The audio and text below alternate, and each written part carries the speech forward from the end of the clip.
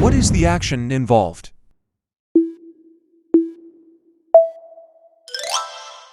Suckling. Suckling. Suckling means feeding by sucking milk from the mother. Suckling. What is the action involved? Pruning. Pruning. Pruning means to cut away unwanted or overgrown branches or parts of a plant to improve its growth or shape. Pruning. What is the action involved? Shearing. Shearing. Shearing means cutting the wool off a sheep. Shearing. What is the action involved?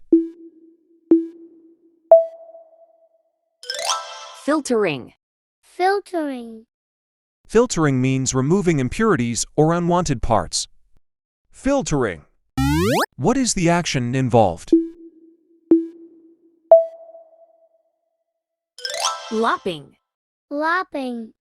Lopping means to cut off large branches or limbs, usually from a tree. Lopping. How many of you get it? Please comment your score out of 5. Thanks for watching. Please like and subscribe for more videos.